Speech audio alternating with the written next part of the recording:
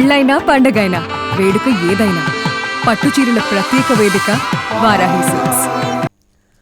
ప్రపంచానికి నిద్ర లేకుండా చేస్తోంది ఇరాన్ యుద్ధం. ట్రంప్ డెడ్ లైన్, ఇరాన్ కౌంటర్లతో ఉత్కంఠ అంతకంతకు పెరుగుతోంది.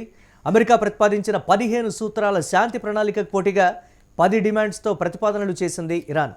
అందులో మొదటిది, ఇరాన్పై మళ్లీ దాడులు జరగవని హామీ ఇవ్వాలి. 2, కేవలం కాల్పుల విరమణ కాదు, యుద్ధానికి శాశ్వత ముగింపు పలకాలి. ఇక లెబనాన్లో ఇజ్రాయెల్ దాడులకు ముగింపు పలకాలను కూడా పర్టికులర్గా పేర్కొంది ఇరాన్. ఇరాన్పై అమెరికా విధించిన అన్ని ఆంక్షలను ఎత్తివేయాలి. ఇరాన్ మిత్ర దేశాలపై ప్రాంతీయంగా జరిగే అన్ని పోరాటాలకు ముగింపు ఇవ్వాలి. ప్రతిఫలంగా ఇరాన్ హెర్ముజ్ జలసంధిని తెరుస్తుంది. ఇరాన్ ప్రతి ఓడపై $2 మిలియన్ హెర్ముజ్ రుసుమును విధిస్తుంది. ఈ రుసుములను ఇరాన్ ఒమన్తో పంచుకుంటుంది. హెర్ముజ్ గుండా సురక్షిత ప్రయాణానికి ఇరాన్ పూర్తిగా సహకరిస్తుంది. హెర్ముజ్ రుసుములను నష్టపరిహారానికి బదులుగా జలసంధి పునర్నిర్మాణానికి ఇరాన్ ఉపయోగిస్తున్నట్టు కూడా ఇరాన్ పెట్టినటువంటి 10 కండిషన్స్ సంచలనం అయితే రేపుతున్నాయి. దీనిపై మరిన్ని అప్డేట్స్ మా కరెస్పాండెంట్ సత్య అందిస్తారు. సత్య, అమెరికా పెట్టినటువంటి 15 కండిషన్స్కి ధీటుగా పోటీగా అంతకు మించినటువంటి ఆంక్షలను అయితే దీనికి సంబంధించి పెట్టినటువంటి పరిస్థితి, డిమాండ్ ఇరాన్ ఏంటి, ఏ విధంగా చూడాలి? వీటన్నిటికి సంబంధించి ప్రపంచం మొత్తం చెప్తోంది ఏంటంటే, ఇరాన్ పెట్టినటువంటి ప్రతిపాదనలు కొంచెం ఒకంత శాంతియుతంగా కావచ్చు, లేకపోతే శాశ్వత ముగింపు పలకాలనేటువంటి ఒక భావనను వ్యక్తపరిచింది. ఇదే విధంగా ఉండాలి, ప్రపంచం మునుపట్లాగా ఉండాలి అనేటువంటి మాట, ఈ సంక్షోభాలు ఇవేమీ లేకుండా అనేటువంటి పరిస్థితి ఏంటి, ఎలా చూడాలంటారు ఇరాన్ పెట్టినటువంటి ఆంక్షలకు సంబంధించి?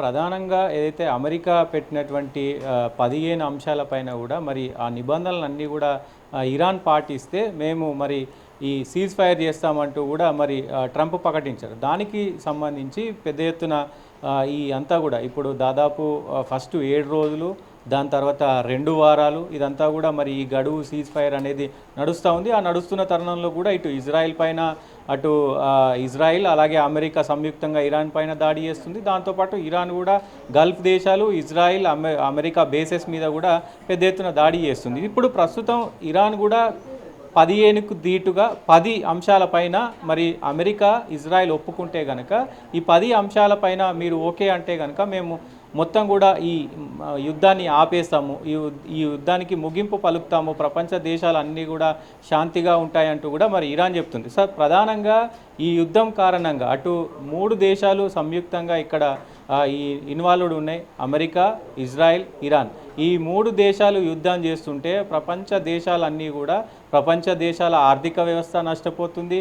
ప్రపంచ దేశాలకు సంబంధించినటువంటి ఏదైతే ఈ సెన్సెక్స్ కావచ్చు, ఇవన్నీ నిఫ్టీ కావచ్చు, మొత్తం కూడా ఈ మొత్తం ఇదంతా వ్యవహారం అంతా కూడా అతలాకుతలం అవుతుంది. అటు పెద్ద ఎత్తున ఆర్థిక లావాదేవీలన్నీ కూడా అన్ని దేశాలు నష్టపోతున్న పరిస్థితి కనబడుతుంది. మారక ద్రవ్యాల కొరత ఏర్పడుతుంది. అటు ఇంధనం, చమురు, మొత్తం పెట్రోల్, డీజిల్ అన్నిటికి సంబంధించినటువంటి వాటికి కూడా అన్ని దేశాలు చాలా ఇబ్బంది పడుతూ ఉన్నాయి. పాకిస్తాన్ లాంటి చిన్న దేశాలు, పాకిస్తాన్ కావచ్చు, అటు శ్రీలంక కావచ్చు, ఇలాంటి బంగ్లాదేశ్ కావచ్చు, ఇట్లాంటి చిన్న దేశాలు, కొంత ఆర్థిక వ్యవస్థ చిన్న ఉన్నటువంటి దేశాలన్నీ కూడా లాక్డౌన్ దిశగా కూడా అడుగులేస్తున్న పరిస్థితి కనబడుతుంది.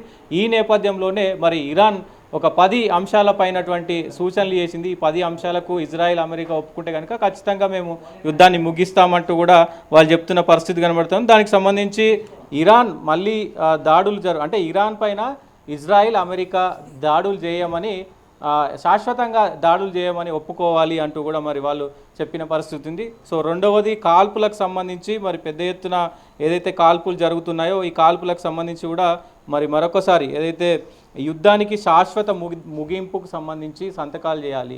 సో కాల్పులు మళ్ళీ ఎప్పుడు కూడా జరపం, అంటే ఇప్పుడు ఏదో అప్పటి మందం మరి ఆపేసి మళ్ళీ తర్వాత మేము దాడులు చేస్తామంటే కుదరదు, శాశ్వతంగా మరి ఎప్పుడు కూడా దాడులు చేయకూడదు అంటూ కూడా చెప్పిన పరిస్థితి. అలాగే లెబనాన్, ఇజ్రాయెల్ దాడులకు ముగింపు, అంటే లెబనాన్లో జరుగుతున్నటువంటి ఏదైతే ఇది ఉందో, అలాగే ఇజ్రాయెల్కి సంబంధించి అమెరికా ఇజ్రాయెల్ మీద చేస్తున్నటువంటి ఒత్తిడి ఏదైతే ఉందో, లెబనాన్ మీద ఒత్తిడి ఏదైతే ఉందో, సో దాన్ని ఖచ్చితంగా అమెరికా మరి మానుకోవాలి అంటూ కూడా చెప్తున్న పరిస్థితి కనబడుతూ ఉంది. అలాగే ఇరాన్పై అమెరికా విధించినటువంటి అన్ని ఆంక్షలను ఎత్తివేయాలి. అదే ఆ టారిఫ్కి సంబంధించినటువంటి ఆంక్షలు ఏవైతే ఉన్నాయో ఆ టారిఫ్ అన్ని అంశాలు కూడా మరి వాటిని అన్నిటిని ఎత్తివేయాలంటూ కూడా చెప్తున్న పరిస్థితి కనబడుతోంది. దాంతోపాటు ఇరాన్ మిత్ర దేశాలపైన ప్రాంతీయంగా జరిగే అన్ని పోరాటాలను ముగింపు చేయాలి.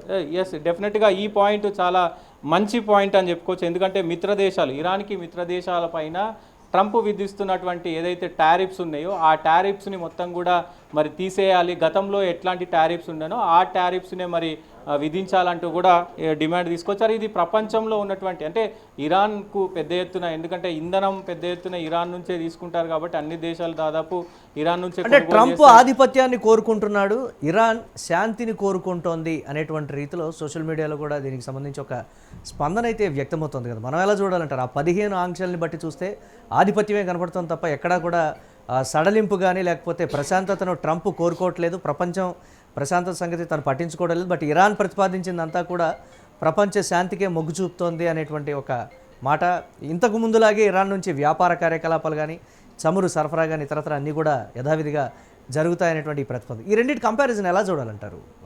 డెఫినెట్గా అంటే కింద ఏదైతే కొన్ని 6వ పాయింట్ కానీ 7వ పాయింట్ 8వ పాయింట్ కనుక చూస్తే దాదాపు ఇరాన్ ఓడరేవు పైన ఉన్నటువంటి ఈ డ్యామేజ్ అంతా, హార్మూజ్ జలసంధికి జరిగినటువంటి డ్యామేజ్ అంతా కూడా వాళ్ళు కూడగట్టుకునే ప్రయత్నం చేస్తూ ఉన్నారు. సో ఈ మొత్తం ఏదైతే ఈ నష్టం జరిగిందో దాదాపు ఈ 38 రోజులు అవుతుంది. దాదాపు ఈ యుద్ధం స్టార్ట్ అయ్యి కూడా 38 రోజుల్లో ఇరాన్కు ఎంత నష్టం జరిగింది, ఆ నష్టాన్ని మొత్తం కూడా మరి అమెరికా కానీ అటు ఇజ్రాయెల్ కానీ మరి కొంత హెల్ప్ చేయాలి. దాంతోపాటు ఏదైతే వాళ్ళు రుసుము వసూలు చేస్తున్నారు, 2 మిలియన్ల ప్రతి ఓడకి 2 మిలియన్లకు సంబంధించినటువంటి రుసుమును వాళ్ళు టోల్ చేస్తూ ఉన్నారు. అవన్నీ కూడా ఈ హార్మూజ్ జలసంధికి కలిగినటువంటి ఇబ్బంది, ఏదైతే ఈ డ్రోన్లు కావచ్చు, అలాగే ఫ్లైట్లు కావచ్చు, ఫైటర్ జెట్లు కావచ్చు, కూలీ పెద్ద ఎత్తున అక్కడ హార్మూజ్ జలసంధి, అలాగే ఇరాన్కు సంబంధించినటువంటి ఆర్థిక వ్యవస్థ, ఇరాన్ మొత్తం కూడా ధ్వంసమైంది. కాబట్టి వాటన్నిటికి కూడా మేము